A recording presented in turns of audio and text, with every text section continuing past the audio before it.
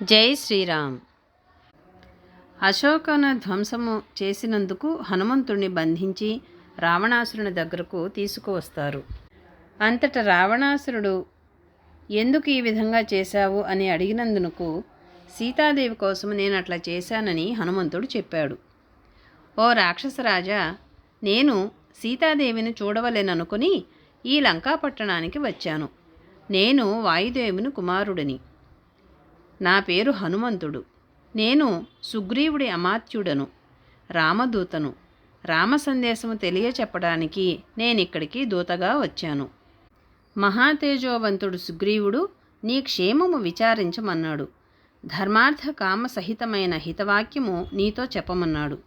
ఋష్యమొక పర్వతము మీద ఉండగా నాకు రణవిశారదుడు రామునికి స్నేహమైంది.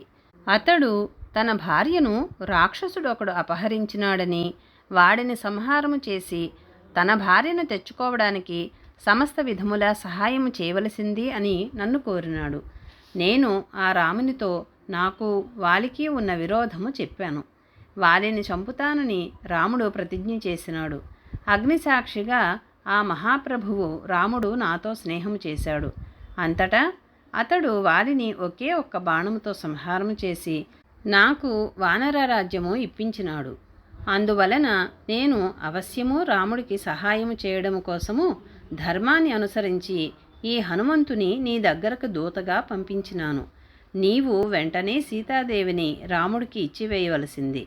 అట్లా నీవు చేయకపోతే వానర వీరులందరూ నీ పట్టణాన్ని ముట్టడించి నీ సైన్యాన్ని నాశనము చేసి నిన్ను చంపివేస్తారు.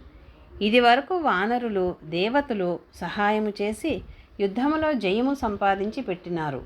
వానర వీరుల ప్రభావము తెలియని వాడెవడూ లేడు. నీకును వానరుల గురించి తెలుసును. ఈ విషయము నీతో చెప్పమని ఈ విధముగా వానరరాజు సుగ్రీవుడు నన్ను ఇక్కడికి పంపించాడని నేను చెప్పినాను. జై శ్రీరామ్.